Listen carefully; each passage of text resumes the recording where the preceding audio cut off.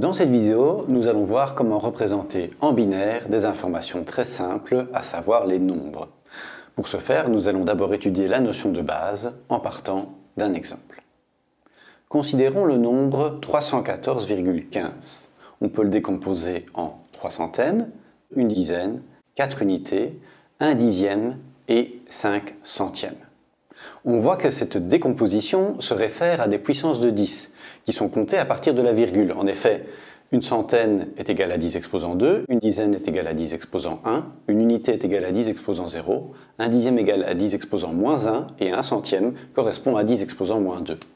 On dit alors que cette valeur de référence, 10, est la base.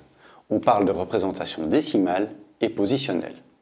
On peut aussi observer qu'en base 10, on utilise les chiffres de 0 à 9 dans cette décomposition, ce qui est logique, car quand on dépasse 9, on passe à la puissance de 10 suivante. Que se passe-t-il si nous considérons maintenant la base 2? Tout d'abord, on n'utilisera que les chiffres 0 et 1, c'est-à-dire les bits. Ensuite, ces chiffres se référeront à des puissances de 2.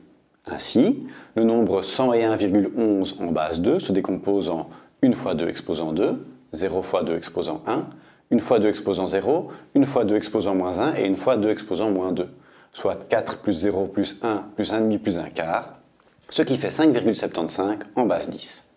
Pour être certain que nous interprétons correctement les nombres, nous noterons souvent la base en indice.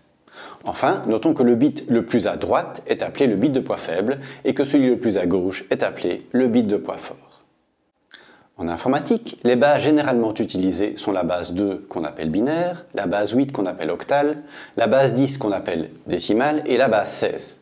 Pour cette dernière, on parle d'hexadécimale et on remplace les chiffres de 10 à 15 par les lettres de A à F pour éviter toute confusion.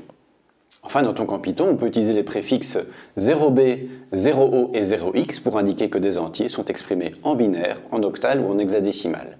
Et on peut aussi utiliser les fonctions bin, oct et hex pour obtenir la chaîne de caractères qui représente un entier en binaire, en octale ou en hexadécimale.